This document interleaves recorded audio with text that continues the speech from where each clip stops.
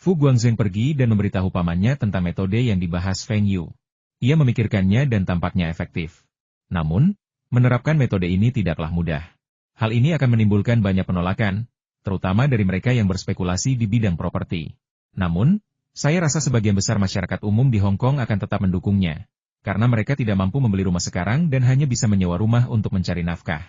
Fu Rongku mendengarkan cerita ulang Fu Guangzheng dan terdiam cukup lama dengan kepala tertunduk. Ia tahu pasar properti Hong Kong sedang bermasalah.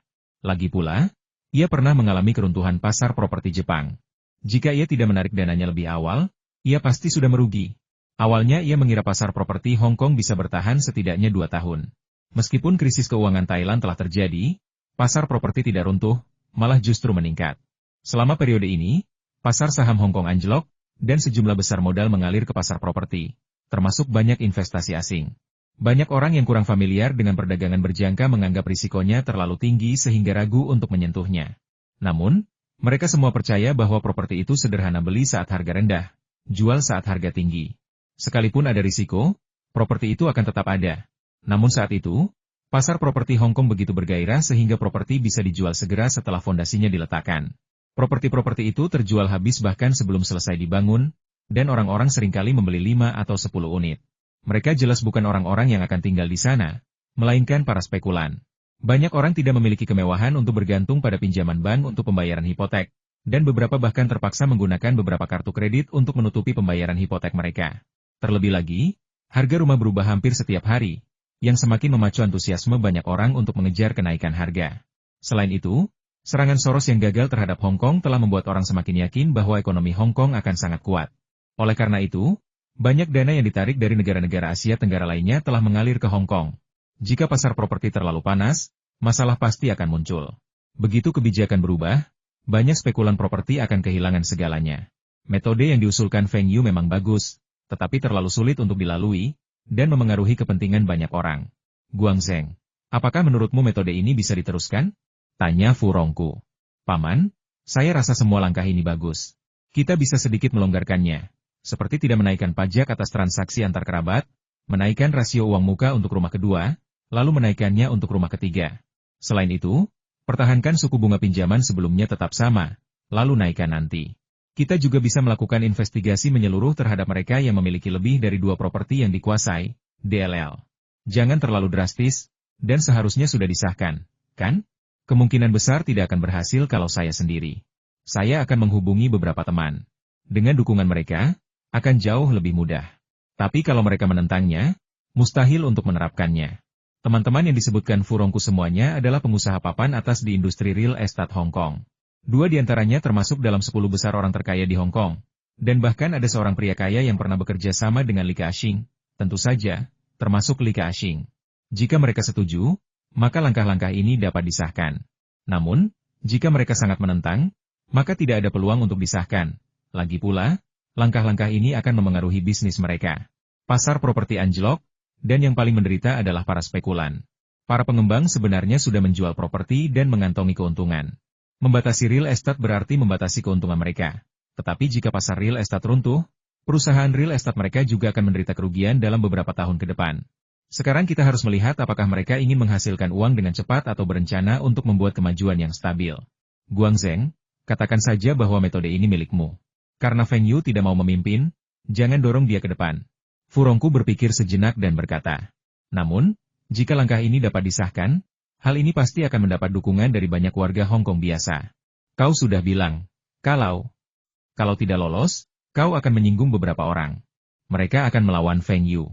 Terlepas siapa yang menang atau kalah, hubunganmu dengan Feng Yu akan renggang.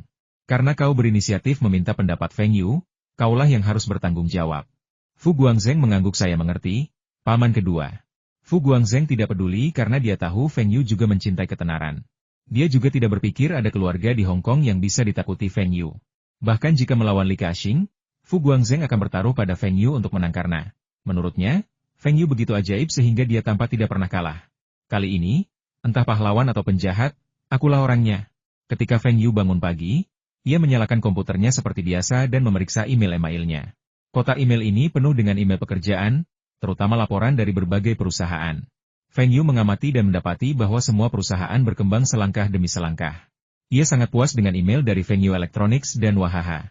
Penjualan ponsel Feng Yu terus meningkat di luar negeri, terutama di Rusia dan pasar bekas Soviet lainnya. Saya penasaran bagaimana Kirilenko bisa mencapai penjualan sekuat itu. Seiring meningkatnya popularitas Feng Yu, penjualan di Eropa dan Amerika Serikat juga meningkat. Diperkirakan dalam 2 tahun, Feng Yu akan naik ke posisi ketiga di dunia, hanya di belakang Nokia dan Motorola.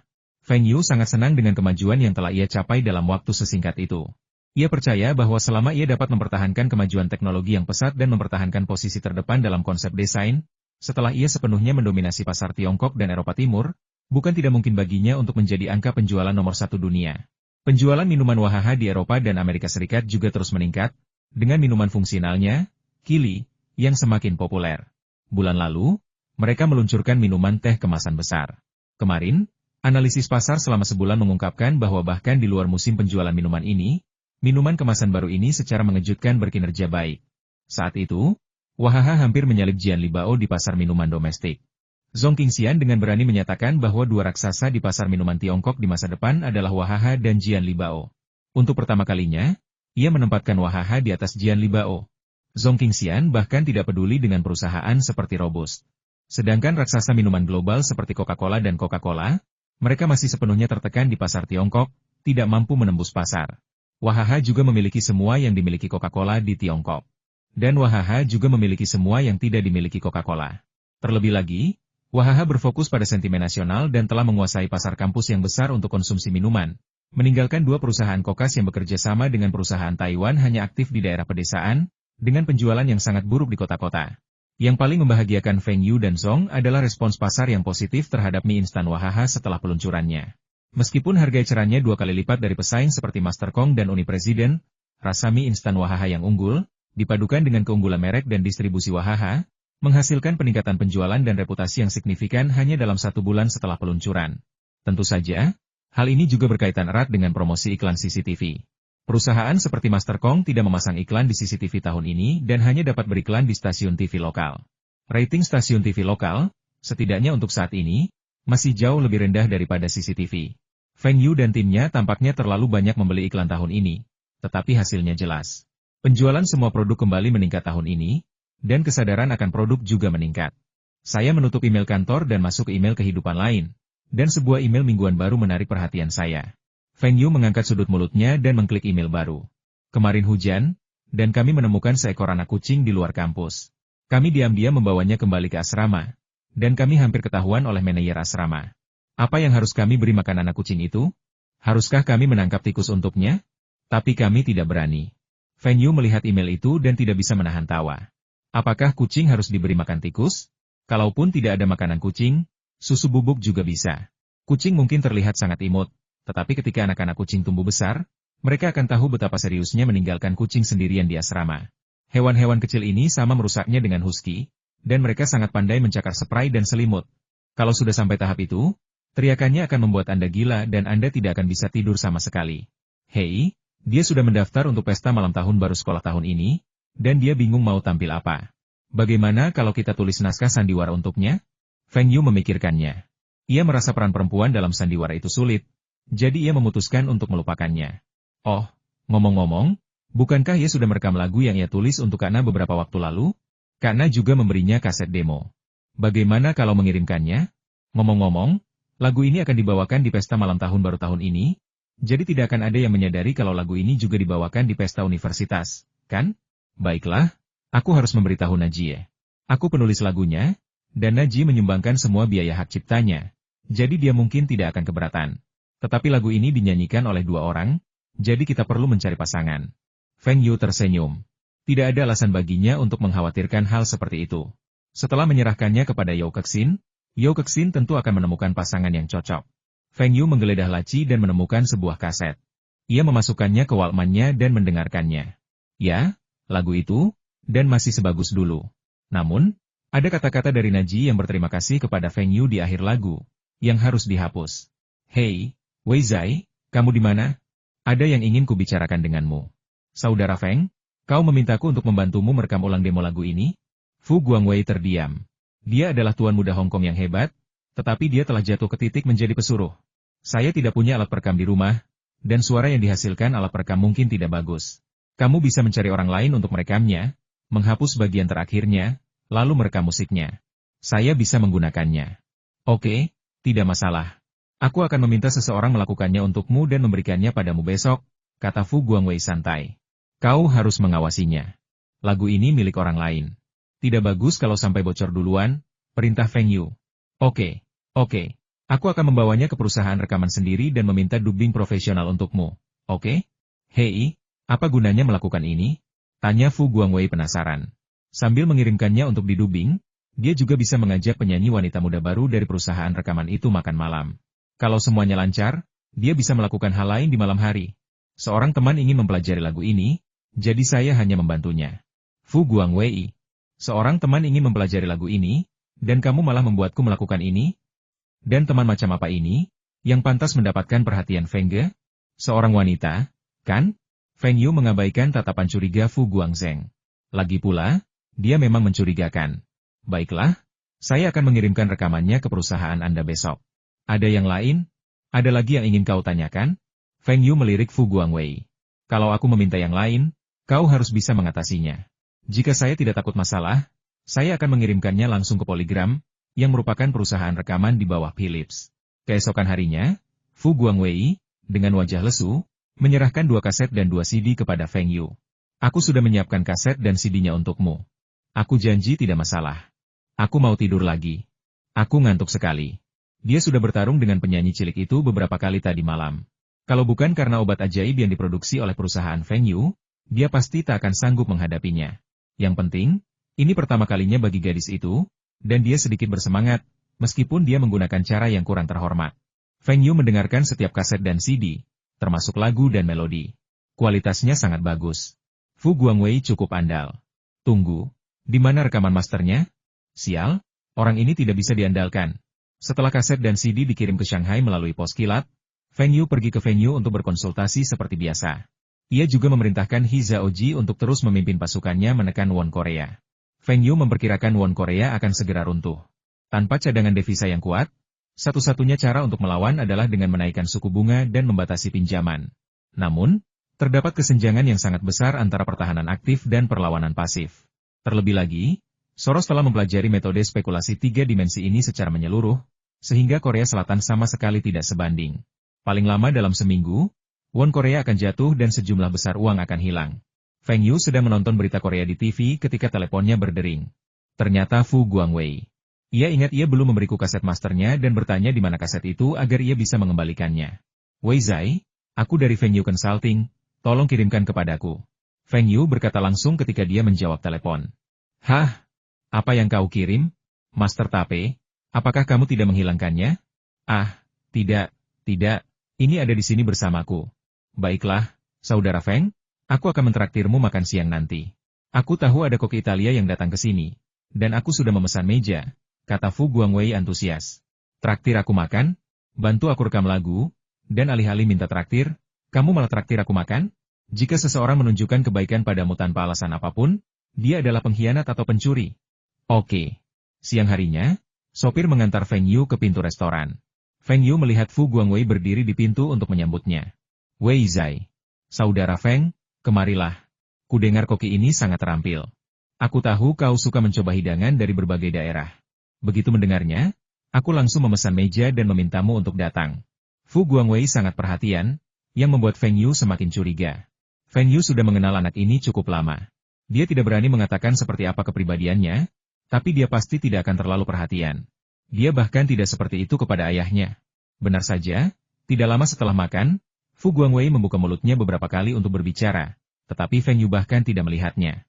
Akhirnya, ketika mereka sedang minum-minum, Fu Guangwei menemukan kesempatan dan tanpa berusaha mencari topik lain untuk memulai percakapan, ia berkata langsung Saudara Feng, aku butuh bantuanmu. Kau sudah memanggilku Saudara Feng, jadi ceritakan saja apa yang terjadi. Feng Yu tahu Fu Guangwei pasti punya sesuatu untuk dibicarakan dengannya. Namun, mengingat pengaruh keluarga Fu di Hong Kong, itu pasti bukan urusan Hong Kong, melainkan urusan Tiongkok daratan. Selama tidak melibatkan politik atau melanggar hukum, lakukan saja. Saudara Feng, kudengar dari Saudara Guangzheng kalau kau bisa menulis lagu. Lagu yang kau tulis kemarin juga kau yang menulisnya, kan? Dua suara itu Na Ying dan Wang Jingwen. Fu Guangwei menatap Feng Yu penuh harap. Gila, Orang ini gak mau aku tulis lagu untuknya, ya? Aku bukan profesional banget. Ini semua cuma lagu-lagu klasik dari masa laluku. Aku cuma tahu kunci gitar sederhana, gak ada yang terlalu sulit. Lagi pula, aku sekarang aktif di pasar berjangka, menghasilkan jutaan setiap menit. Berapa banyak uang yang bisa kuhasilkan dengan menulis lagu untukmu? Berapa banyak yang bisa kuhasilkan dari lagu-lagu terpopuler? Lagi pula, semua biaya hak cipta untuk lagu-lagu Feng Yu disumbangkan. Namun, hal ini tampaknya tidak melibatkan politik atau melanggar hukum. Fu Guangwei baru saja membantunya.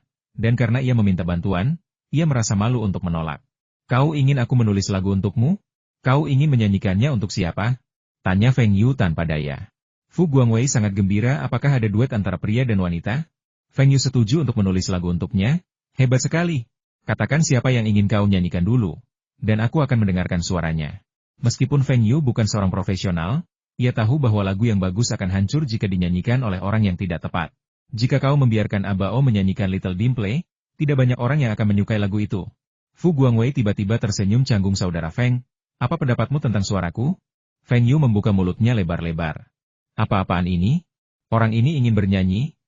Dia mau aku tulis lagu buat dia? Duet? Apa ini cara merayu cewek? Kamu merayu cewek, dan kamu mau aku tulis lagu buat kamu. Melihat ekspresi Feng Yu yang tak tergoyahkan, Fu Guangwei segera menjelaskan. Setelah merekam lagu kemarin, aku mabuk lalu berjanji kepada seseorang tanpa pikir panjang. Kakak Feng, tolong bantu aku, kalau tidak aku akan mengingkari janjiku. Feng Yu sudah bisa menebak apa yang sedang terjadi. Dia pasti sudah tidur dengan penyanyi wanita itu, lalu berjanji akan menulis lagu yang bagus untuknya. Tapi solo wanita saja sudah cukup, kenapa harus duet? Ayo kita dengarkan suara wanita itu setelah makan malam. Feng Yu menggelengkan kepalanya. Jangan tanya aku hal seperti ini lagi nanti. Ada begitu banyak penulis lagu peraih medali emas di Hong Kong. Dengan kekayaan Fu Guangwei, ia bisa menemukan siapapun. Apakah Fu Guangwei butuh uang? Ketika Feng Yu melihat penyanyi wanita itu di studio rekaman, ia tertegun. Mengapa itu dia? Tapi mengapa matanya merah dan bengkak, seolah-olah ia habis menangis? Apakah ia tidak mau melakukannya kemarin? Joey, nyanyikan saja beberapa baris a cappella untuk saudara Feng, supaya dia bisa memutuskan untuk menulis lagu untukmu. Fu Guangwei berkata dengan bangga, ini komposer lagu yang sangat kamu sukai kemarin. Dia tidak mudah menulis lagu. Na Ying dan Sanan sama-sama menjadi terkenal karena menyanyikan lagu-lagunya. Feng Yu merasa sedikit pusing ketika gadis bernama Joey ini mulai berbicara. Suaranya bagus, tidak sedewasa yang Feng Yu dengar dinyanyikannya di kehidupan sebelumnya, tetapi juga sangat merdu. Namun, ia berbicara dalam bahasa Kanton standar. Feng Yu teringat bahwa lagu gadis ini di kehidupan sebelumnya sangat populer di Tiongkok daratan, dan itu adalah lagu Mandarin. Berhenti. Suaramu bagus, sepertinya kamu sudah berlatih secara profesional. Kamu tidak bisa bahasa Mandarin? Hong Kong sudah kembali ke daratan, dan aku tidak akan banyak bicara tentang betapa besarnya pasar di daratan. Aku akan menulis lagu Mandarin untukmu. Kalau kamu bisa, nyanyikan saja. Kalau tidak bisa, aku akan memberikannya kepada orang lain.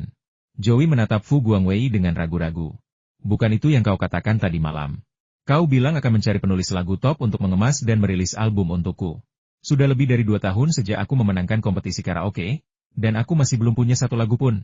Kakak Feng, dia tidak bisa bahasa Mandarin, kata Fu Guangwei sambil tersenyum kecut. Kalau begitu, belajarlah. Kira-kira aku bisa menulis lirik dalam bahasa Kanton, ya? Tapi aku jamin lagu Mandarin ini akan membuatnya terkenal di Tiongkok daratan, bahkan di seluruh Asia Tenggara. Sebenarnya, ada cara lain, yaitu menerjemahkannya ke dalam bahasa Inggris dan membiarkannya menyanyikan versi bahasa Inggrisnya. Feng Yu tidak memiliki masalah dalam mendengarkan, berbicara, membaca, dan menulis dalam bahasa Inggris, tetapi dalam hal menulis lirik yang melibatkan rima, Feng Yu tidak begitu pandai dalam hal itu. Mendengar jaminan Feng Yu, Fu Guangwei segera menarik Zuer ke samping dan berkata, mengapa kamu tidak berterima kasih kepada saudara Feng? Latihlah bahasa Mandarinmu dengan baik. Lagu ini pasti akan membuatmu terkenal. Bayangkan Na Ying dan Sanan. Joey mengangguk penuh semangat dan berkata dengan kaku, saya sedang belajar bahasa Mandarin. Fu Guangwei menoleh ke arah Feng Yu lagi dan bertanya dengan cemas, Kakak Feng, apa lagu duetnya? Tidak. Satu lagu saja, suka atau tidak? Kata Feng Yu dengan marah. Dengan suaramu yang serak, kau ingin menyanyikan lagu-lagu emas itu? Ya, tentu saja. Itu akan jadi lagu utama albumnya. Kalau aku balik ke Taiwan dan ngumpulin 10 atau 8 lagu Mandarin, itu udah cukup buat dia rilis album Mandarin. Berikan aku gitar dan cari penulis lagu profesional untuk membantuku merekam musiknya. Hei, kamu, ya, kamu, Kemarilah dan rekam partitur musik untuk saudara Feng. Kalau kamu salah, aku akan menghukummu. Fu Guangwei memiliki sikap yang berbeda terhadap orang lain. Feng Yu menghela napas sambil berjalan. Ia pernah mencintai seorang penyanyi wanita di kehidupan sebelumnya, tapi ia tak pernah menyangka bahwa penyanyi wanita itu akan jatuh ke tangan Fu Guangwei. Ketika komposer profesional itu keluar dari ruangan, ia masih tak percaya. Apakah ini benar-benar lagu yang baru saja ia tulis? Mungkinkah seseorang benar-benar menulis lagu judul seindah itu tanpa usaha apapun? Atau memang lagu itu memang dirancang khusus untuk suara Joey? Feng Yu pergi. Dia tidak ingin diganggu oleh Fu Guangwei lagi. Kalau kamu mau jemput cewek, bikin lagu sendiri aja. Tanpa disadarinya, Fu Guangwei telah membuat gadis itu mabuk sehari sebelumnya dan membawanya pulang, bahkan mengambil darahnya. Setelah gadis itu sadar, Fu Guangwei tentu saja menolak menikahinya. Mengapa seorang tuan muda terkemuka seperti Fu Jiawei menikahi penyanyi yang kurang terkenal? Maka, ia menciptakan album yang dirancang khusus untuk gadis itu, dan akhirnya memuaskannya. Kemudian dia memanfaatkan kesempatan itu untuk melakukannya beberapa kali lagi. Gadis yang kurang pengalaman seperti inilah yang paling menarik perhatian Fu Guangwei, dan dia bahkan sampai minum obat untuk itu. Akhirnya dia punya penjelasan untuk gadis itu. Tentu saja, dia sudah berinvestasi begitu banyak, bukan hanya untuk satu malam. Setidaknya sampai dia bosan, gadis ini tetap pacarnya. Fu Guangwei masih memikirkan untuk menghabiskan waktu bersama gadis ini di malam hari, ketika dia tiba-tiba menerima telepon dari ayahnya, memintanya untuk pergi ke rumah pamannya di malam hari, mengatakan bahwa keluarga sedang berkumpul untuk membicarakan sesuatu. Fu Guangwei sangat gembira. Keluarganya sedang mendiskusikan sesuatu, dan akhirnya dia bisa berpartisipasi. Fu Guangwei tiba di rumah pamannya lebih awal, tetapi mendapati suasananya kurang nyaman. Mengapa semua orang tampak begitu sedih? Saudara Guangxian, apa yang terjadi? Tanya Fu Guangwei dengan suara rendah. Ini tentang Erbo dan Guangzheng. Mereka ingin pemerintah mengatur real estate Hong Kong. Ah, investasi terbesar paman kedua adalah properti. Wajar kalau dia peduli soal ini. Bukankah saudara Guangzheng jarang berinvestasi di properti? Kenapa dia peduli soal ini? Fu Guangwei bingung. Mereka benar-benar berani berpikir untuk mengatur pasar properti. Para pengembang properti terbesar di Hong Kong cukup berkuasa dan berpengaruh, dan semuanya termasuk dalam 10 besar orang terkaya di Hong Kong. Meskipun latar belakang mereka mungkin tidak sebanding dengan keluarga Fu, mereka sama-sama berkuasa. Paman kedua ingin mempromosikan regulasi properti, tapi bukankah ini hanya menyentuh kue orang lain? Dan bagaimana keluarga Fu bisa berhasil mengguncang banyak keluarga besar? Guangzheng ingin melakukan sesuatu yang besar, dan sepertinya tujuannya adalah untuk membuat putri Profesor Liang terkesan. Aku akui putri Profesor Liang memang baik, tapi kau tidak perlu berkorban untuknya, kan? Kata Fu Guangxian dengan nada tidak puas. Ketika Fu Guangzheng masih seorang playboy, atasan dekatnya merasa khawatir. Ketika Fu Guangzheng tiba-tiba sukses, ia kembali merasakan tekanan yang berat. Namun, ketika kekayaan bersih Fu Guangzheng melebihi ayahnya, ia kembali merasa lega. Jika Fu Guangzheng bisa menjadi pemimpin masa depan keluarga Fu, statusnya di keluarga tentu akan meningkat. Namun, sekarang Fu Guangzheng dan paman keduanya sudah gila, aktif menghubungi keluarga-keluarga besar itu untuk mengatur properti Hong Kong. Bukankah ini mencari masalah? Belum lagi mereka, bahkan jika paman Fu Rongqi pergi berbicara dengan orang-orang itu, mereka pasti tidak akan setuju. Keluarga Fu tidak cukup kuat untuk menghancurkan orang lain sesuka hati. Bahkan jika dua keluarga bersatu, mereka dapat menekan keluarga Fu. Para sepupu dari keluarga paman tertua dan kedua mereka juga datang dan mengobrol dengan mereka. Mungkin karena mereka semakin tua, hubungan mereka pun semakin dekat. Fu Guangwei samar-samar merasa bahwa kedua sepupunya dari keluarga pamannya tampak bersukacita. Benar sekali. Saudara Guangzheng telah berkembang pesat dalam beberapa tahun terakhir. Beliau tidak hanya berkembang pesat di Tiongkok daratan, tetapi saya dengar investasinya bahkan telah meluas ke Eropa dan AS. Dan selama krisis keuangan Asia Tenggara ini, saya dengar beliau telah menghasilkan miliaran dolar Hong Kong. Ditambah dengan kesan baik Profesor Liang terhadap saudara Guangzheng, ada kemungkinan pamannya akan melatih saudara Guangzheng sebagai penerusnya.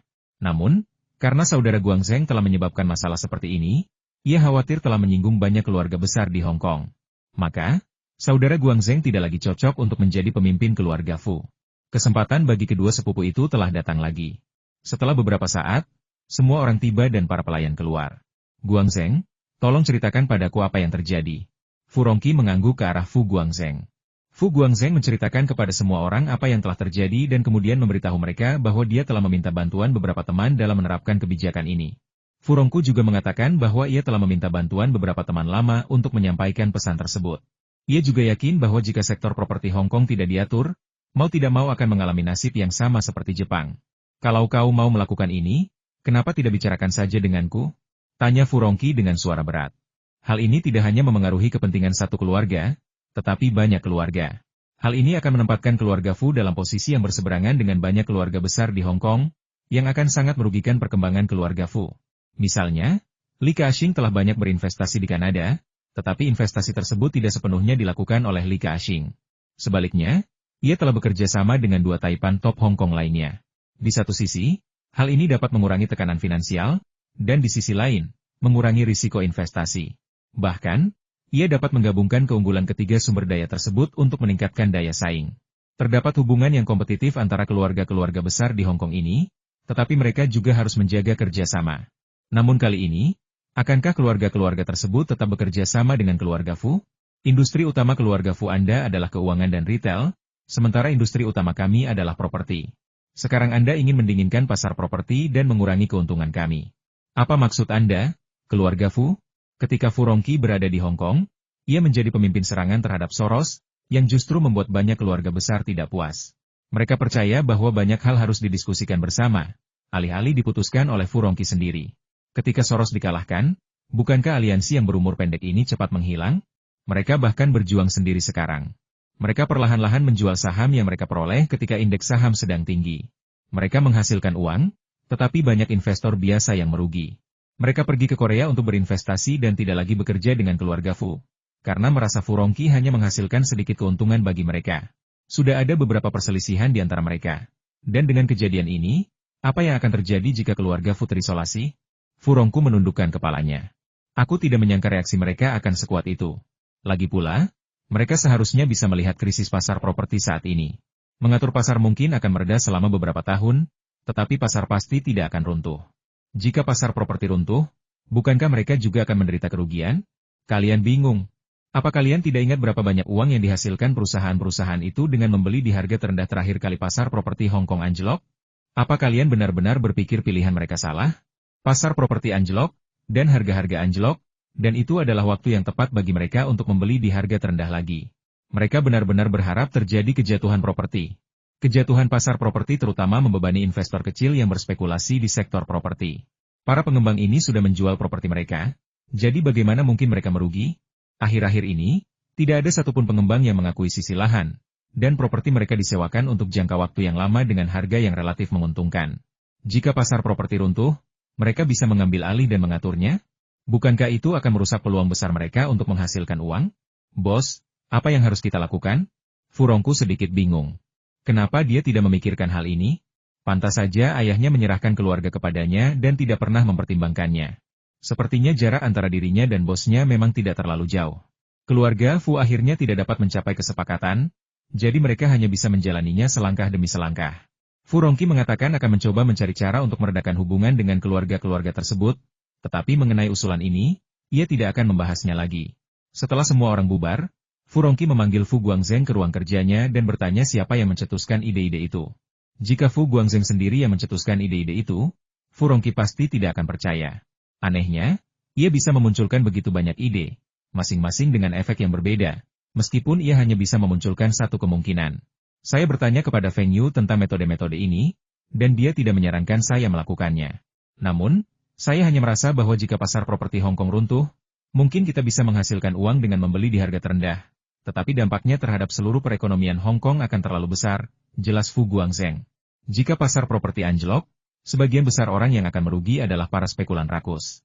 Mereka yang membeli rumah untuk digunakan sendiri juga akan merugi, tetapi kerugiannya tidak akan serius. Sekalipun pasar properti anjlok, ekonomi Hong Kong tidak akan seperti Jepang, yang telah stagnan selama beberapa tahun. Feng, kapan dana kita bisa kembali sepenuhnya? Tanya Kirilenko. Saya bisa mendapatkan sebagiannya kembali sekarang. Apakah Anda butuh uang itu mendesak? Kalaupun dia butuh, dengan koneksi Kirilenko, bukankah dia bisa mengumpulkan dana? Kecuali dia butuh banyak uang. Tidak, aku sedang berencana merenovasi rumah besarku. Kata Kirilenko bangga. Aku sudah menyewa desainer terbaik kita. Aku jamin rumah besar ini akan membuat banyak orang iri setelah selesai. Feng Yu sedikit terkejut. Kirilenko ternyata tahu cara menikmati dirinya di rumah bangsawan. Rumah bangsawan Rusia itu memang sangat indah. Tetapi Feng Yu tidak terbiasa dengan lingkungan di sana. Mungkin tidak masalah untuk sesekali pergi ke sana untuk menghindari panasnya musim panas, Tetapi tinggal di sana selama lebih dari setengah tahun akan membuat Feng Yu gila. Apakah desainnya sudah selesai? Belum. Kami belum beli tanahnya.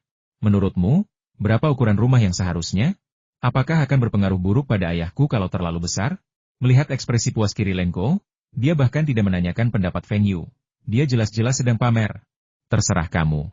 Bahkan jika kamu membangunnya menjadi rumah terbesar di dunia, kamu akan punya cukup uang. Aku akan memberimu sejumlah uang dalam beberapa hari.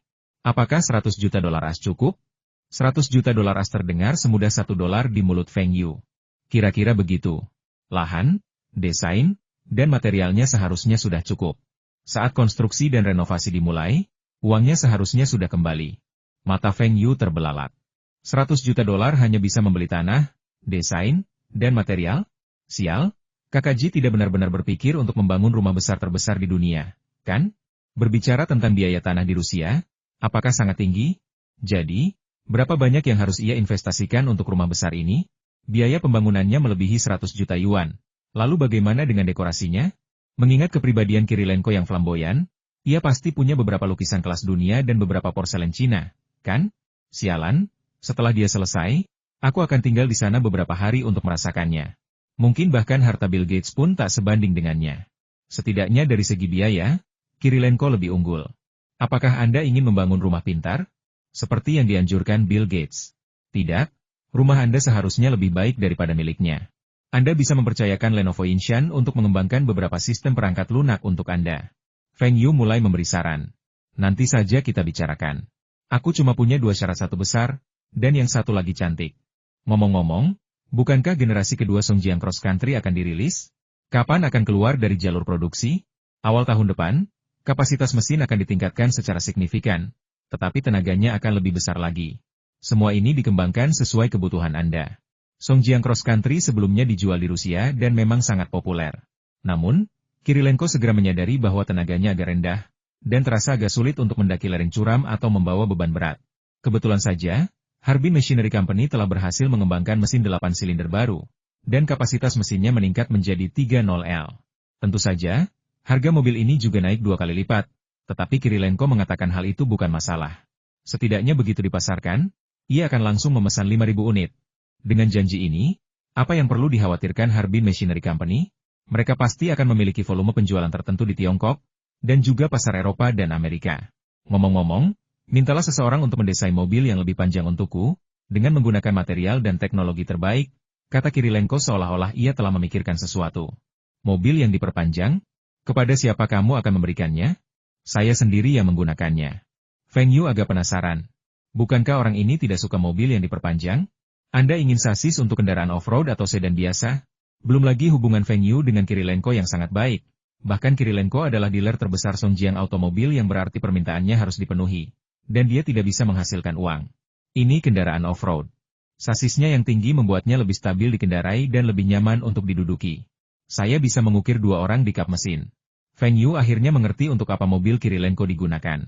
Apakah kamu berencana menjadikannya mobil pernikahan? Tentu saja.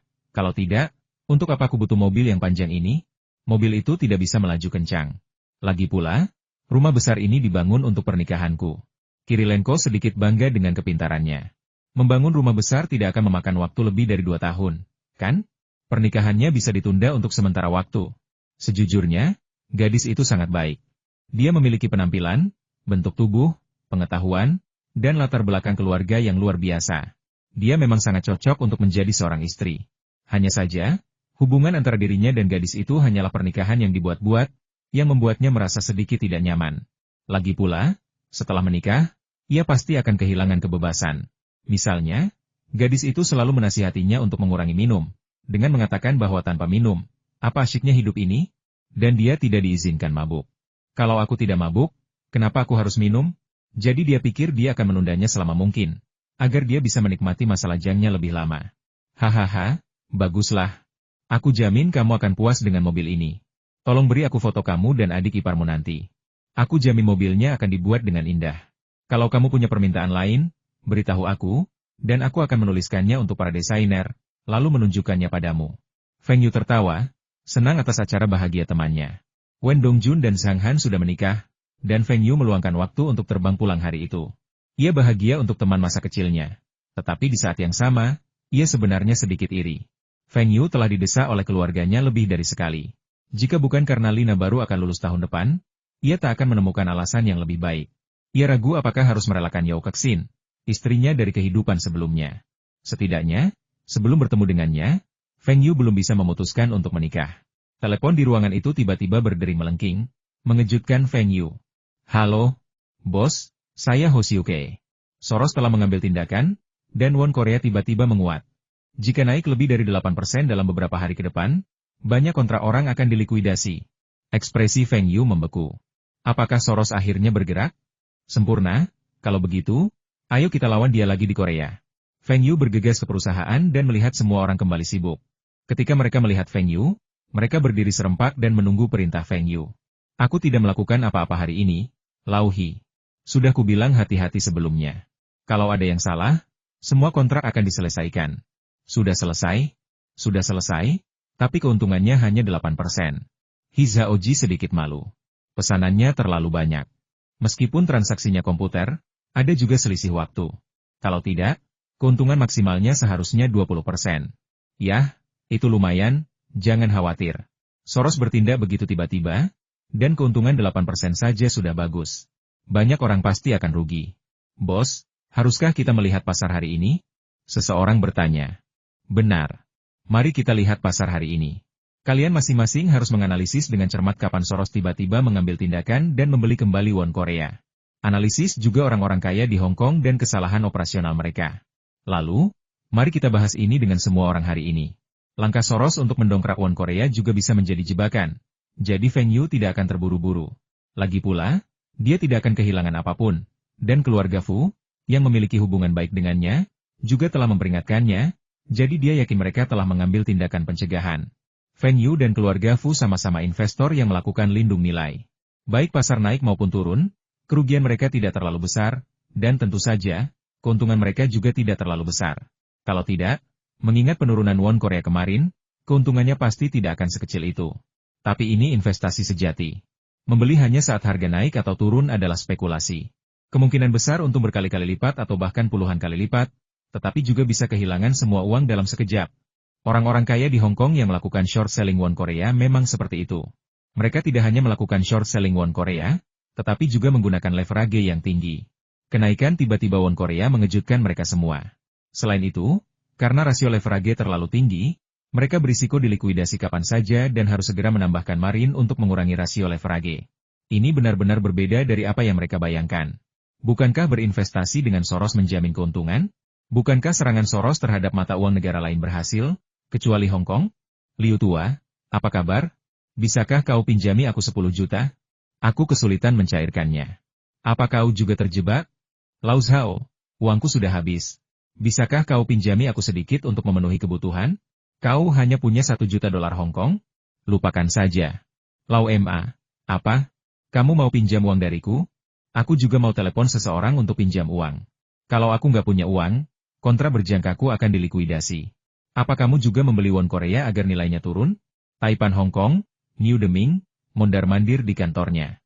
Kali ini, ia menginvestasikan 100 juta, menggunakan leverage 15x, untuk memperpendek won Korea.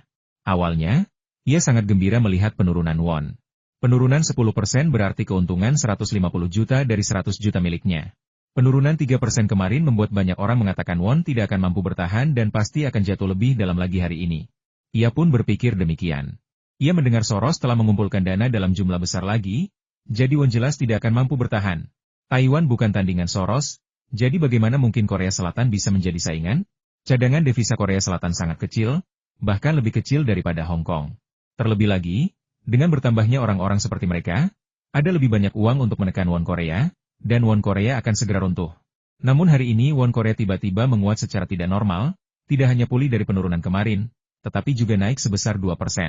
Yang paling menyedihkan adalah mereka terlalu percaya tahayul terhadap kekuasaan Soros dan memiliki sifat penjudi yang kuat, yang mengakibatkan mereka semua mengalami kesulitan keuangan. Jika 1 atau 2 orang mengalami kesulitan keuangan, tidaklah sulit untuk menemukan seseorang yang dapat membantu mereka dengan koneksi mereka.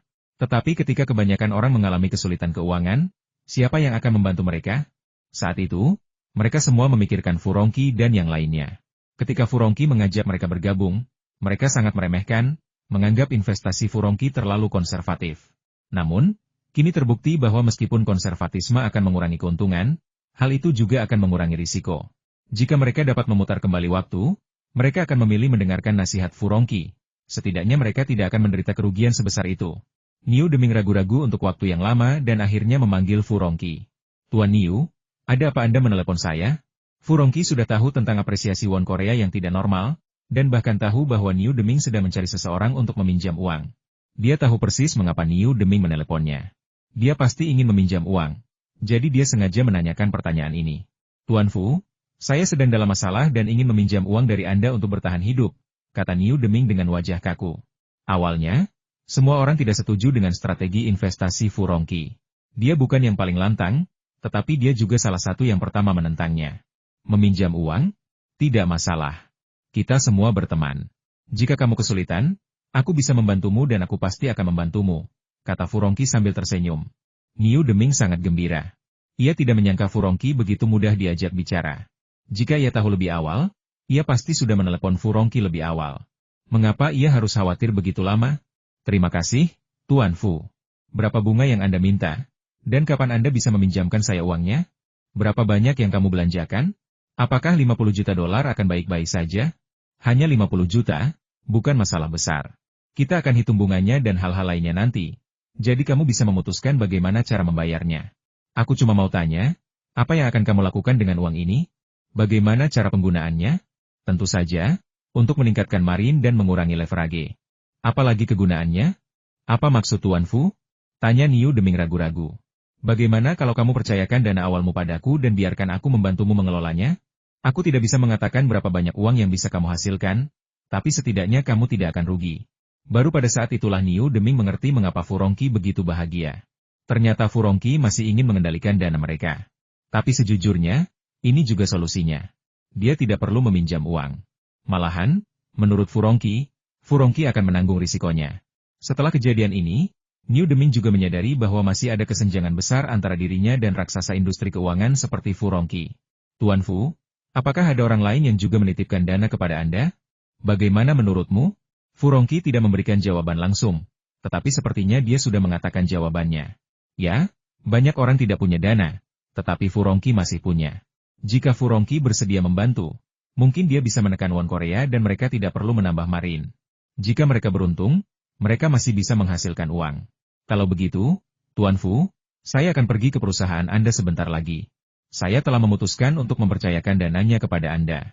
Ketika Niu Deming tiba di perusahaan Furongki, ia melihat banyak wajah yang familiar. Mereka semua adalah orang-orang kaya dan terkenal di Hong Kong. Mereka tampak seperti meminjam uang dari Furongki, sama seperti dirinya, tetapi akhirnya memilih untuk mempercayakan dana tersebut kepada Furongki. Setelah saling memandang, semua orang tersenyum canggung. Kalau mereka tahu ini akan terjadi, kenapa mereka melakukannya sejak awal? Paman Fu, berapa banyak orang yang setuju untuk mempercayakan dana mereka kepadamu? Feng Yu bertanya sambil tersenyum. Banyak. Aku tidak menyangka mereka lebih gila dari yang kukira. Mereka sangat suka berjudi. Furongki menggelengkan kepalanya. Orang-orang ini benar-benar berani berinvestasi. Tidak ada yang salah dengan berinvestasi. Wajar untuk menginvestasikan semua uang Anda ke suatu industri setelah Anda mengidentifikasinya. Namun, industri tersebut tidak cukup stabil dan terbutakan oleh potensi keuntungan. Manfaat itu hanya mungkin, bukan kepastian. Sungguh konyol bahwa investasi irasional seperti itu tidak dilakukan oleh satu orang saja. Dana gabungan orang-orang kaya itu melebihi 10 miliar dolar AS, tetapi ini juga merupakan peluang bagi Feng Yu dan timnya. Kali ini, dana semua orang akan digabung, dan cukup bagi mereka untuk hanya memberikan 10% dari keuntungan. Sesuai kontrak, kelebihannya akan menjadi milik Furongki. Furongki dan Feng Yu juga menandatangani kontrak. Kali ini mereka akan maju dan mundur bersama, dan keuntungannya akan dibagi secara proporsional. Terlebih lagi, Li Ka-shing juga ikut serta, menginvestasikan miliaran dolar dan mempercayakannya kepada dana Furongki. Kalau begitu, mari kita bersiap dan mulai menekan won Korea besok. Semua Taipan Hong Kong itu melakukan short selling terhadap won Korea, dan kontrak-kontrak ini kini menjadi milik perusahaan investasi Furongki, sehingga sebagian besar keuntungan menjadi milik mereka. Melemahnya nilai won adalah demi kepentingan terbaik mereka. Dan apresiasi won Korea yang tiba-tiba kali ini pastilah ulah Soros. Soros pasti telah membeli lebih banyak kontrak apresiasi won Korea. Jika won Korea terdepresiasi, Soros akan kehilangan lebih banyak lagi. Dan faktanya, Menyerang won Korea juga merupakan sesuatu yang sangat disukai Feng Yu. Jika ekonomi Korea terpuruk, laju perkembangan perusahaan-perusahaan besar Korea tersebut pasti akan melambat. Bos, tebakan kami benar. Para Taipan Hong Kong itu memang terpuruk. Mereka semua melakukan short selling kontrak, dan hanya sedikit yang melakukan lindung nilai. Zuken Miller sedikit bersemangat. HMPH, orang-orang picik itu, yang hanya mengejar keuntungan maksimal, bahkan tidak mempertimbangkan apakah mereka mampu menyelamatkan diri. Bagaimana? Adakah yang datang untuk membantu? Tanya Soros dengan bangga. Kami telah mengamati aliran modal Feng, Fu, dan lainnya. Mereka jelas bersiap untuk menekan won Korea. Bagaimana dengan kita? Haruskah kita terus mendorong won Korea? Atau segera mengirimkan kontrak-kontrak ini dan melakukan short selling secara bersamaan? Tanya Zuken Miller. Tentu saja, kita perlu membuat mereka berinvestasi lebih banyak dulu. Kita juga perlu membuat kontrak short selling untuk lindung nilai. Jika mereka menekan won Korea, kita bisa mendapatkan lebih banyak keuntungan. Soros memutar gelasnya. 2 kali sebelumnya semua orang melakukan short selling mata uang, dialah yang terutama menekan pasar, dengan Feng Yu yang mengambil untung dari kerugian tersebut.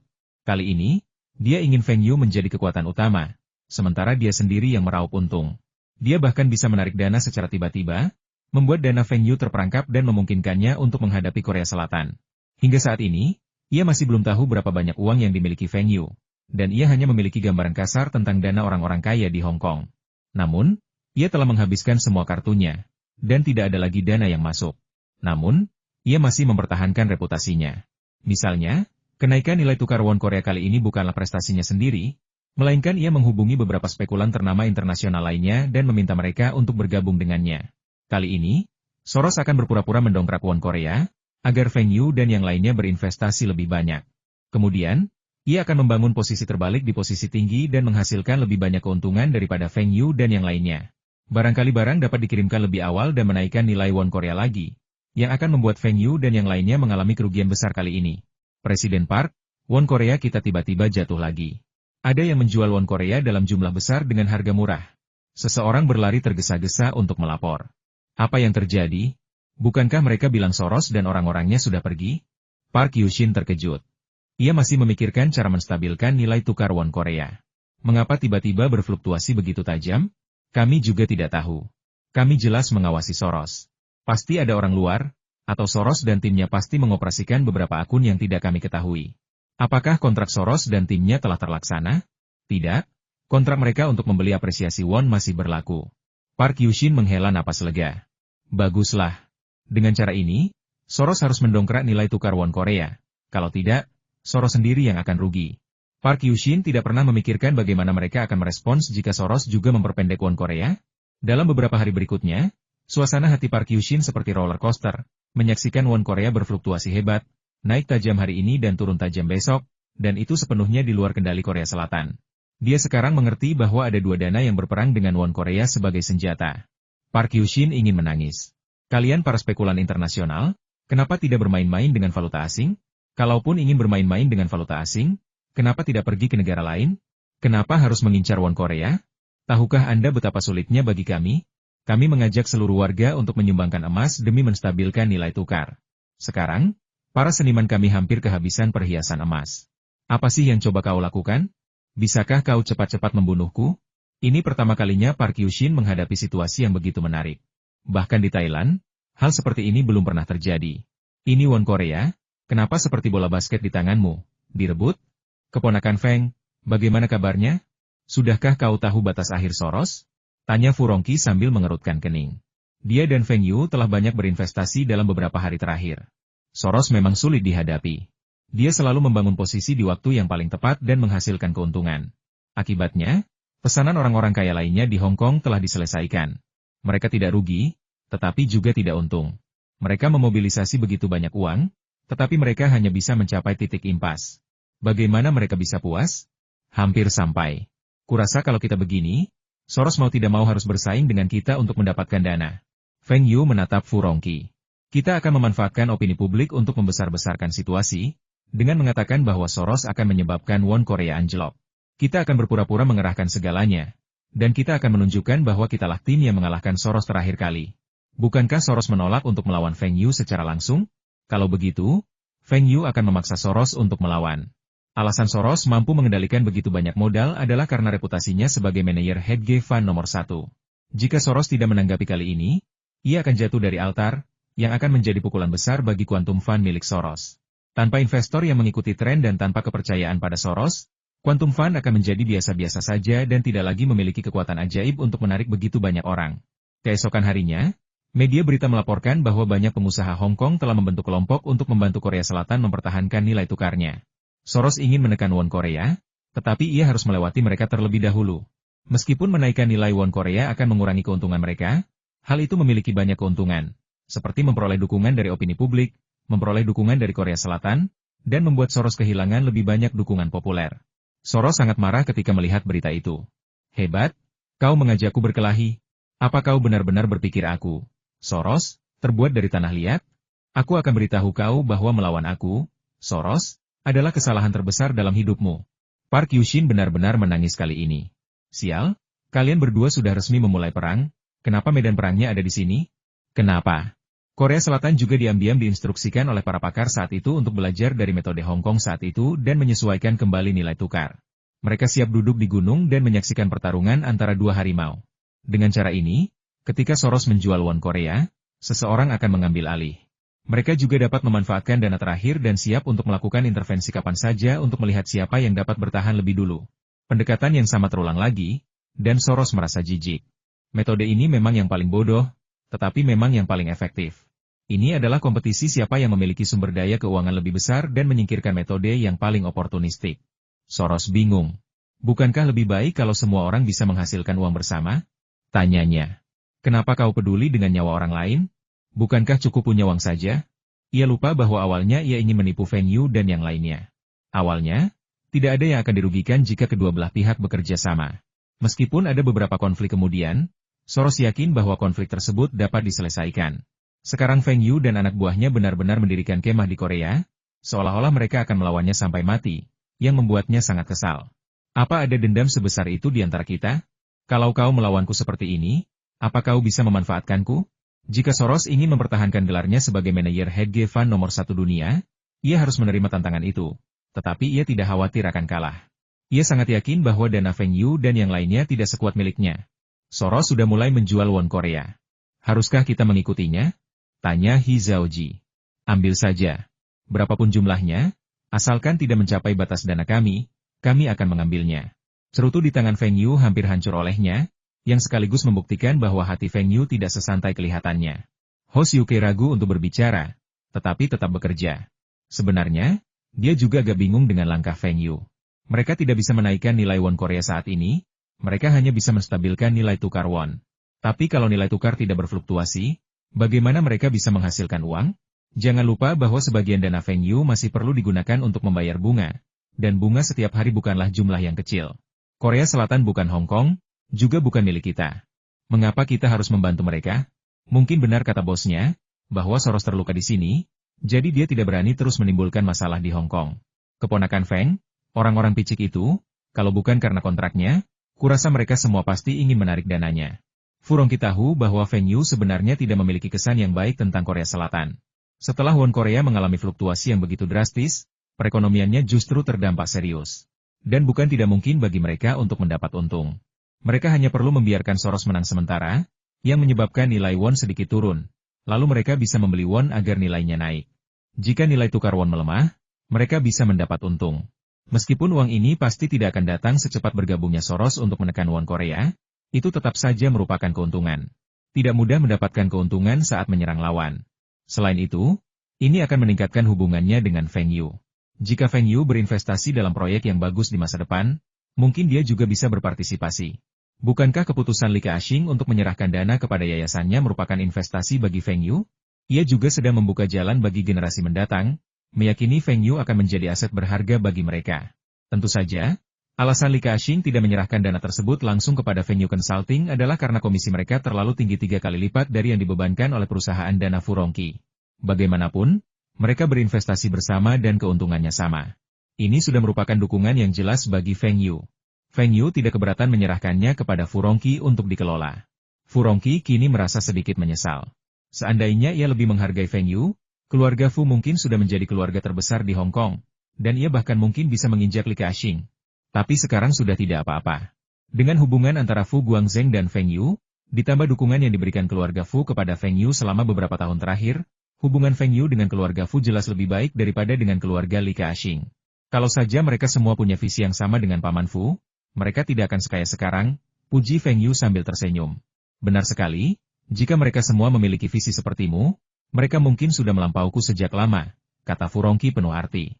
Fu Rongqi selalu merasa bahwa kekayaan Feng Yu lebih dari yang terlihat, dan mungkin Feng Yu sudah melampauinya. Namun, ia tidak bisa bertanya tentang hal-hal seperti itu. Jika orang lain menyembunyikannya, itu berarti mereka tidak ingin orang lain mengetahuinya.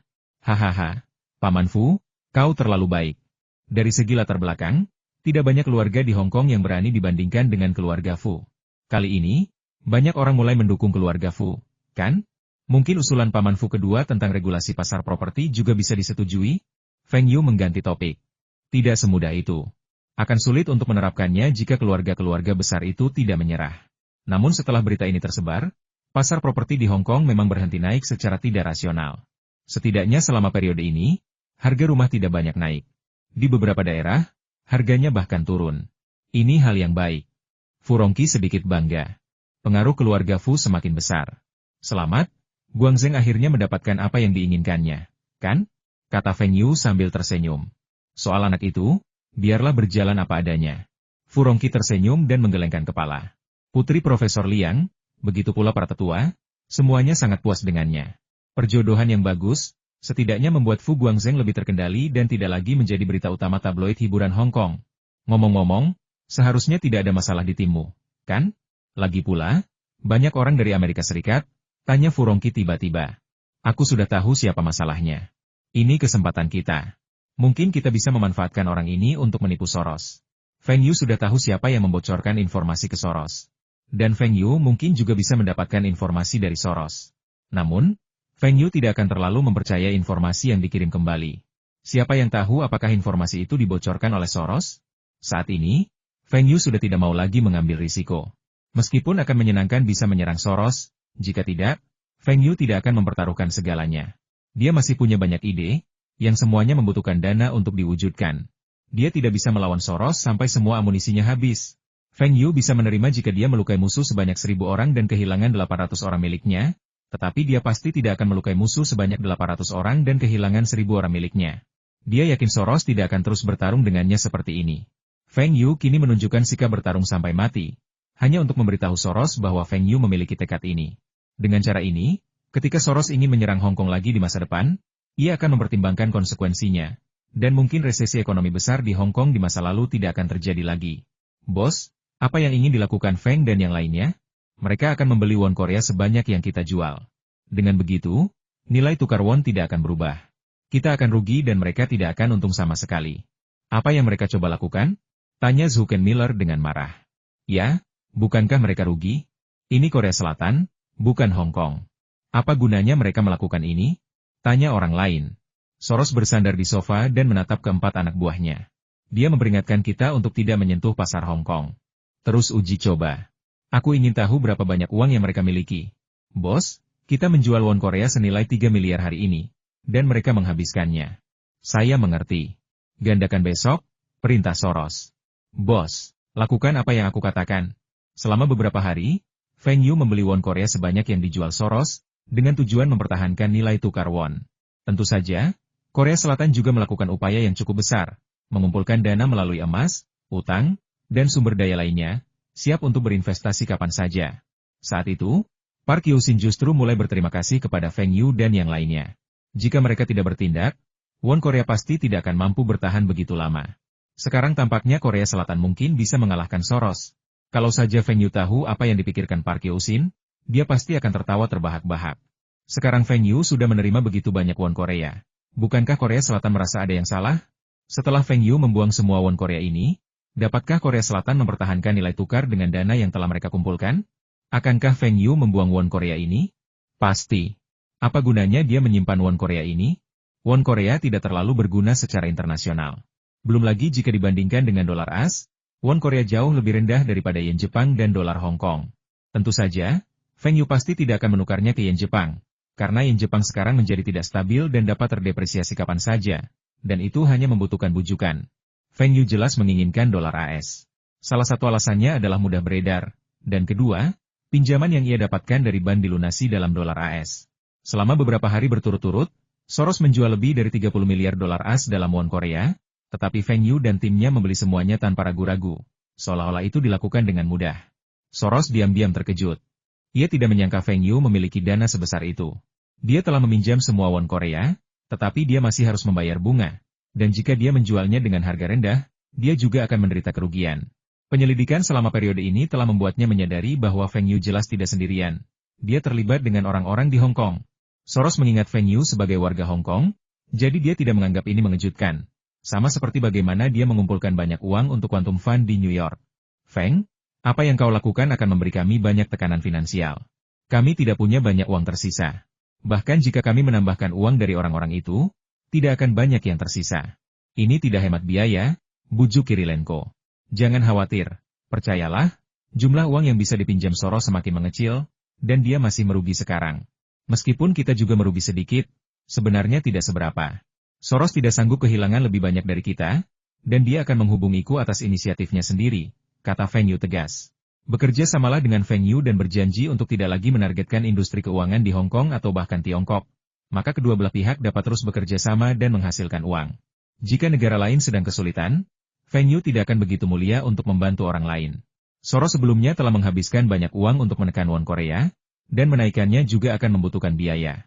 Meskipun Feng Yu memperkirakan Soros mungkin mendapat sedikit keuntungan sebelum tindakannya, keuntungan itu tidak akan banyak. Soros merugi di pasar Hong Kong. Kali ini, saat menyerang won Korea, ia seharusnya tidak diam-diam membangun posisi di yen Jepang. Ia memiliki selera makan yang besar dan awalnya berpikir akan segera meraup untung besar dengan won Korea, lalu menyambar yen Jepang untuk meraup untung besar. Namun, ia ingin menipu orang-orang kaya di Hong Kong sekali lagi. Setelah mereka merugi besar, ia bisa kembali menyerang Hong Kong. Akibatnya, ia hanya setengah berhasil. Para taipan Hong Kong itu terseret ke bawah, tetapi dengan bergabungnya Feng Yu, Fu Rongqi, dan lainnya, mereka berhasil dilepaskan, yang juga memperluas skala dana Feng Yu dan lainnya. Kirilenko mengerjapkan matanya.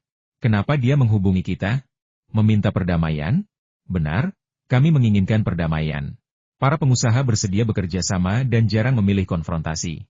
Soros seorang Yahudi, dan tipikal orang Yahudi yang rakus.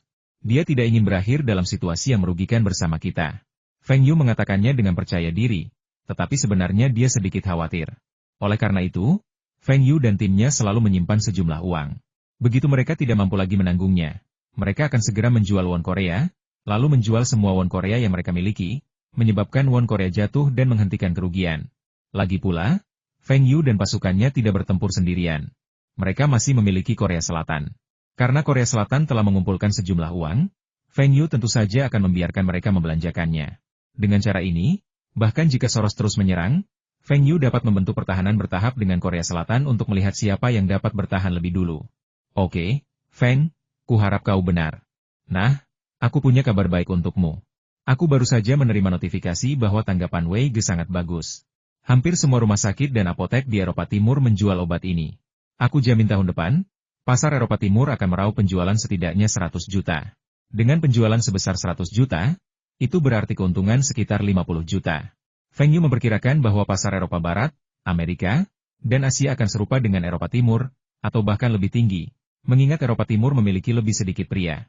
Selain itu, beberapa industri hijau tidak cukup berkembang, yang juga menunjukkan bahwa mereka relatif konservatif. Hahaha, kamu tidak akan pergi memberikan kesaksian, kan? Feng Yu menggoda. Apakah saya membutuhkannya? Saya hanya memberikannya kepada beberapa orang untuk uji coba dulu.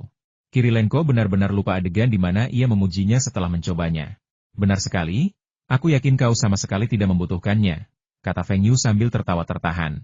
Ekspresinya jelas menunjukkan ketidakpercayaan total. Kirilenko lari panik tidak apa-apa, aku pergi sekarang. Wei Zai bahkan ingin bermain mahjong denganku. Feng Yu menyipitkan mata ke arah Kirilenko. Kau benar-benar jatuh cinta pada mahjong, kau benar-benar kecanduan. Main mahjong? Tanyanya. Pengucapannya sempurna. Wei Zai cukup pandai berteman. Silakan. Aku akan sibuk untuk sementara waktu. Mungkin aku bisa beristirahat dengan baik setelah tahun baru. Setelah tahun baru, tahap awal krisis keuangan akan berakhir, dan tidak perlu lagi bekerja sama dengan Soros. Siapapun dari kelompok mereka bisa pergi ke Thailand, Filipina, DLL. Untuk memanen daun bawang lagi.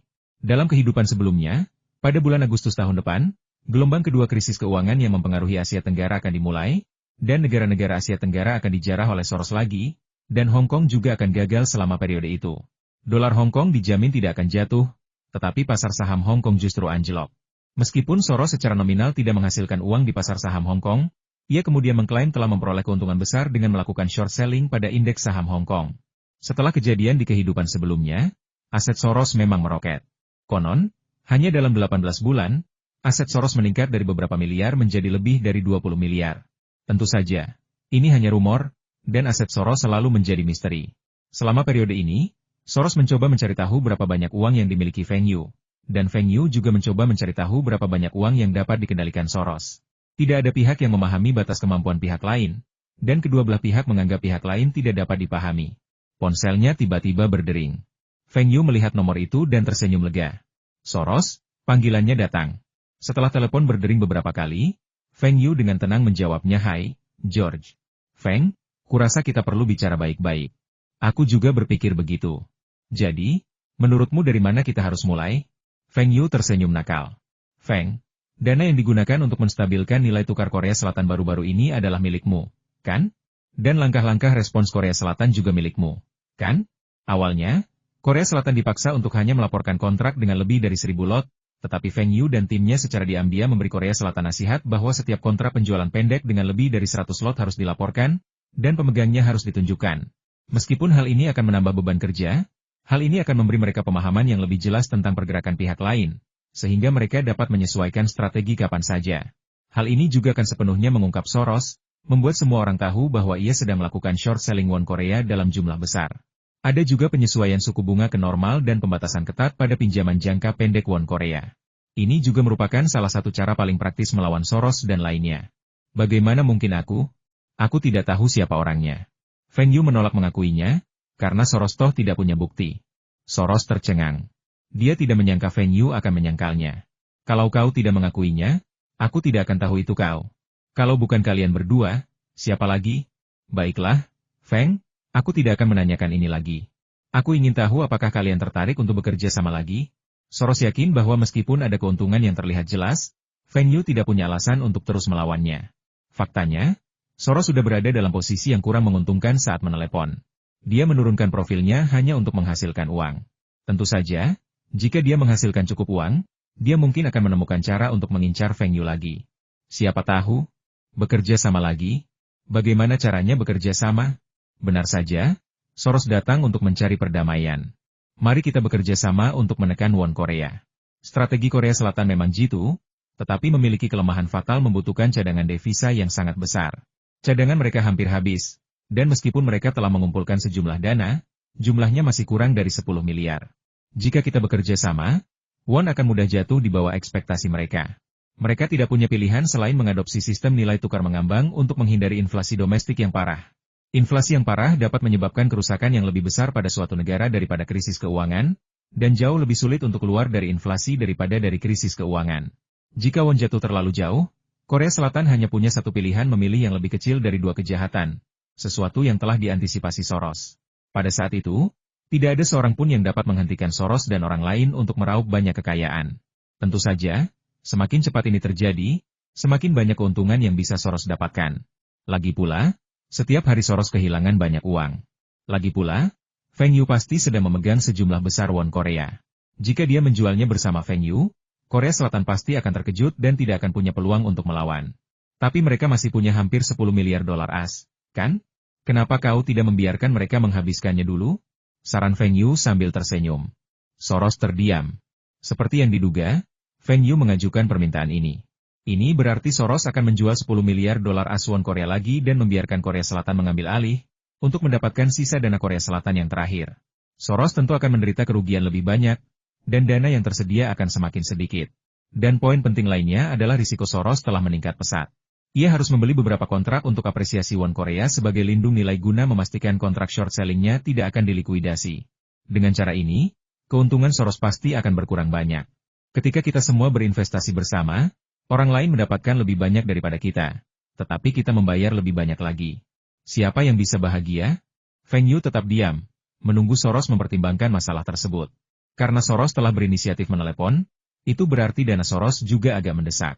Feng, kita semua berbisnis bersama dan seharusnya memiliki kedudukan yang setara. George, kau tidak ingin dana kuantummu terkenal? Kali ini, aku berhasil membujuk orang-orang Hong Kong itu untuk mundur, dan reputasi mereka pun ikut terdampak. Tapi di mata orang lain, kaulah, Soros, yang telah meraih kemenangan besar lainnya dan membalaskan rasa malu sebelumnya. Kekalahan terakhir Soros di Hong Kong juga berdampak signifikan pada reputasinya. Setidaknya, jelas lebih sedikit orang yang mengikuti jejaknya. Kali ini, Feng Yu memimpin keluarga Fu, menantang Soros atas nama perusahaan investasi Hong Kong yang sebelumnya telah mengalahkan Soros. Setelah mereka mundur, reputasi Soros akan kembali ke puncaknya, yang sangat penting bagi sebuah dana investasi. Makna Feng Yu sangat jelas. Mengapa kau, Soros, menginginkan ketenaran dan keuntungan? Kamu tentu bisa memiliki ketenaran dan kekayaan, tetapi kamu harus memprioritaskan salah satunya. Jika kamu menginginkan lebih banyak ketenaran, maka prioritaskan lebih sedikit kekayaan. Jika kamu menginginkan lebih banyak kekayaan, itu juga tidak masalah, akui saja kekalahanmu. Soros sama sekali tidak dapat menyatakan kegagalan.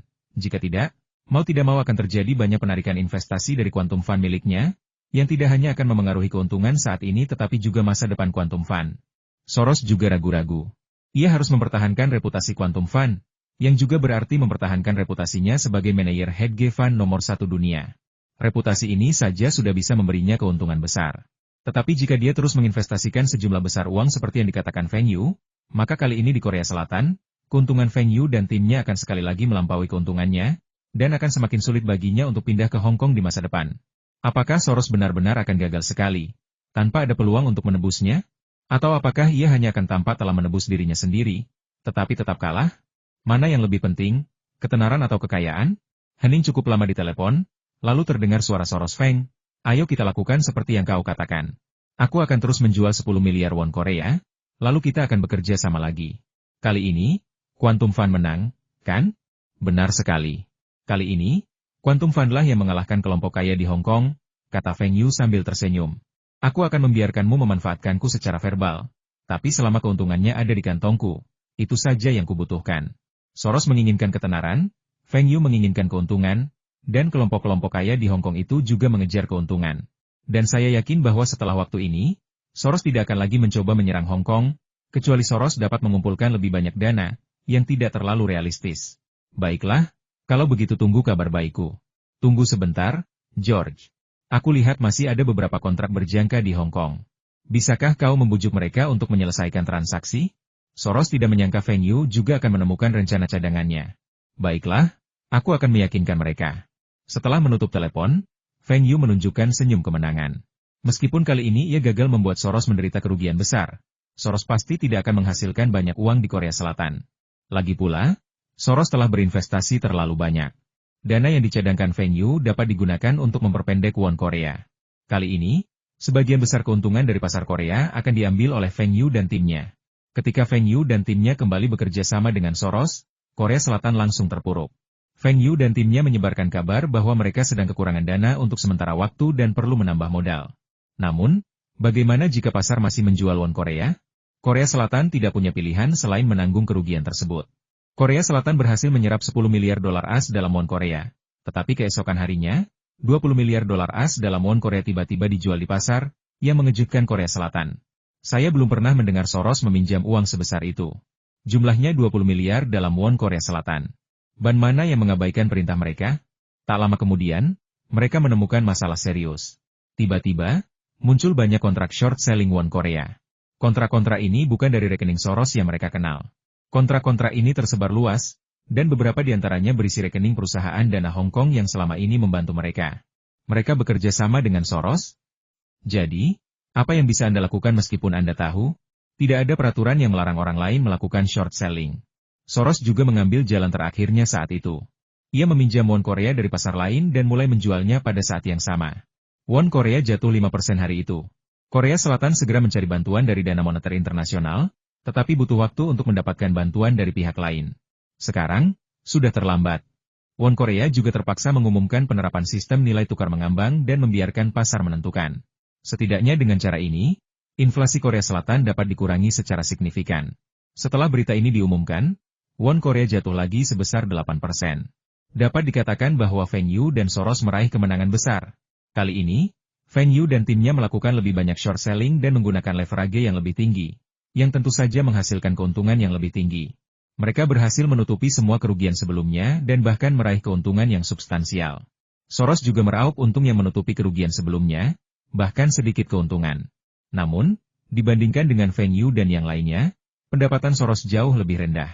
Sebelum Natal, Feng Yu dan timnya menyelesaikan beberapa kontrak terakhir dan mendapatkan kembali semua dana. Semangat semuanya, kita untung banyak kali ini. Fu Rongqi tersenyum gembira. Tak hanya ia dan keluarga Fu meraup untung besar dari investasi mereka, ia juga meraup untung besar dari komisi para Taipan Hong Kong itu. Hahaha, Soros memang yang terdepan, menanggung kritik ribuan orang dan menanggung semua keburukan, tapi banyak orang tidak menyangka kita yang meraup keuntungan terbesar, kan? Fu Guang tertawa terbahak-bahak. Asetnya kembali meningkat pesat. Ia punya firasat bahwa setelah investasi ini, ia akan menjadi aset individu terbesar kedua di keluarga Fu, setelah pamannya. Fu Guangzheng tidak berani berpikir bahwa ia dapat melampaui pamannya dalam satu investasi, tetapi ia sangat puas dapat melampaui paman-pamannya yang lain. Mungkin satu-satunya Taipan Hong Kong generasi kedua yang dapat dibandingkan dengannya adalah putra sulung Li Ka-shing, Li Zheju. Namun, Li Zheju sebagian besar mewarisi saham Li Ka-shing, sementara ia sendiri yang memperolehnya. Masih belum jelas siapa yang akan menjadi orang nomor satu di Hong Kong di masa depan. Berkat bantuan semua orang, kami telah mencapai hasil yang sangat baik. Terutama Profesor Liang, yang kerja keras dan kontribusinya telah memungkinkan kami meraih hasil tertinggi melalui berbagai operasi. Feng Yu mengangkat gelasnya kepada Profesor Liang. Saya baru saja memberikan saran.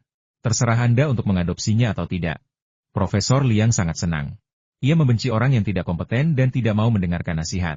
Di ruangan ini, ia merasa sangat dihormati, yang membuatnya sangat bahagia. Kirilenko bergumam panjang lebar, dan semua orang memandang Feng Yu. Feng Yu tampak tertekan. Aku sudah menjadi penerjemah. Kakak Ji bilang kita semua teman baiknya. Kalau kamu pergi ke Rusia atau butuh dia nanti, kamu harus telepon dia. Kalau tidak dia bakal sedih. Hahaha, Kirilenko benar-benar orang yang nyata. Jangan khawatir, aku berencana pergi ke Rusia untuk bersenang-senang beberapa hari lagi. Dan dia sudah berjanji akan memperlakukanku dengan baik. Fu Guangwei tersenyum agak sembrono. Sepertinya janji Kirilenko untuk diperlakukan dengan baik membuatnya sangat menantikannya. Baiklah. Besok akan ada pesta perayaan di Hotel Peninsula. Semuanya datang. Fu Rongqi memberi undangan. Paman, kita bicarakan urusan besok saja. Kita bagi uangnya dulu. Aku sudah janji akan membelikan kalung safir untuk ibuku, kata Fu Guangwei lantang. Fu Rongbing menatap putranya sambil tersenyum. Putranya, yang dulu agak nakal, telah tumbuh dewasa dan kini menghormati orang tuanya. Konon, berteman baik dapat membantu seseorang tumbuh dengan cepat. Tampaknya Feng Yu adalah teman yang berkualitas, terlihat dari perubahan di Guangzheng dan Guangwei. Fu Rongqi tersenyum dan menggelengkan kepalanya. Sekarang kamu sudah punya uang, belajarlah cara berinvestasi dari keponakan Feng. Jangan hanya duduk diam dan menghabiskan semua tabunganmu. Ini dokumennya. Coba lihat. Setelah kamu tanda tangani, aku akan mentransfer uangnya kepadamu. Sebanyak itu? Seru Fu Guangwei. Ia tak menyangka uang yang diinvestasikannya akan menjadi sebanyak ini. Pasti berlipat ganda, kan? Fu Guangzheng mengangkat alisnya. Kau pikir itu banyak? Aku dapat lebih banyak, tapi aku tidak akan mengatakannya. Fu Guang tidak berteriak keras, tetapi seringainya hampir mencapai telinganya. Ini baru keuntungan dari investasinya di perusahaan investasi pamannya, dan juga keuntungan dari pihak Feng Yu. Mengapa milikku disertakan? Tanya Profesor Liang dengan heran, sambil melihat kontrak di depannya. Kamu sudah banyak membantu. Inilah yang pantas kamu dapatkan. Kalau kamu merasa ini belum cukup, beritahu aku berapa yang kamu inginkan. Lagi pula, kita bukan orang asing lagi di masa depan, Fu Rongqi mengisyaratkan. Kalau aku masih merasa ini belum cukup, berarti aku terlalu serakah. Biarlah anak-anak memutuskan urusan mereka sendiri. Setelah Profesor Liang selesai berbicara, ia melirik Fu Guangzheng. Fu Guangzheng tertawa dan tidak berkata apa-apa lagi. Liang Yin sudah mulai pergi makan malam dengannya. Ia yakin tak lama lagi mereka akan resmi menjalin hubungan. Ia menginginkan Liang Yin sebagai istrinya. Feng Yu juga menandatangani kontrak. Dalam kerjasama ini, kedua belah pihak harus saling menguntungkan. Feng Yu juga mengambil beberapa kontrak dan memberikannya kepada Kirilenko, Fu Rongqi, dan lainnya untuk ditandatangani. Kirilenko melihat jumlah yang tertera pada kontrak dan menandatangani namanya dengan sangat senang tanpa ada yang bertanya kepada pengacara. Fu Guangwei mencondongkan tubuh untuk menyaksikan Fu Guangzheng menandatangani kontrak kedua. Kenapa banyak sekali? Ia hendak berteriak, tetapi Fu Guangzheng memelototinya. Tersenyum canggung, dan tidak berkata apa-apa lagi. Profesor Liang melihat Feng Yu menawarinya bagian lagi, dan ia tidak menolak. Margin keuntungan Profesor Liang adalah yang tertinggi di sini. Ia hanya menginvestasikan 10 juta dolar Hong Kong, masih di dana Guangzheng. Tetapi ia membantu Furongqi dan Feng Yu dengan banyak ide. Ia berhasil menerima 4 bagian uang itu, dan setiap bagian jauh melebihi investasi awalnya. Dengan uang sebanyak itu, Profesor Liang bisa resmi pensiun dan menikmati hidup. Namun, mengingat kepribadiannya, ia mungkin akan memilih untuk terus mengajar, atau tetap mengelola yayasan Guangzheng. Ia bukan orang yang bisa bermalas-malasan, dan memancing serta berkebun setiap hari bukanlah pekerjaan yang cocok untuknya. Saudara Feng, kamu akan menginvestasikan uang hasil kerjamu, kan? Kamu mau investasi apa? Bisakah kamu mengajakku? Tanya Fu Guangwei sambil tersenyum. Lihatlah berapa kali lipat kekayaan saudara Guangzheng meningkat karena bekerja dengan saudara Feng. Oke, selanjutnya saya akan cari tahu cara berinvestasi. Kalau kamu tertarik, ikut saja.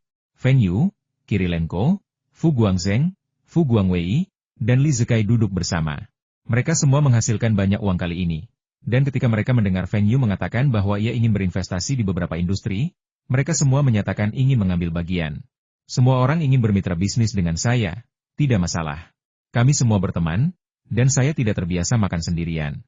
Apa ide Anda? Menurut Anda, bidang apa yang layak diinvestasikan? Bagaimanapun, energi seseorang terbatas, dan Feng Yu sangat senang bekerja sama dengan mereka, jadi tidak ada masalah dalam melanjutkan kerjasama. Saya pikir produk elektronik memiliki potensi besar di masa depan, tetapi pabrik kami terlalu kecil. Saya pikir kita harus memperluas kapasitas produksi pabrik, kata Fu Guangzheng.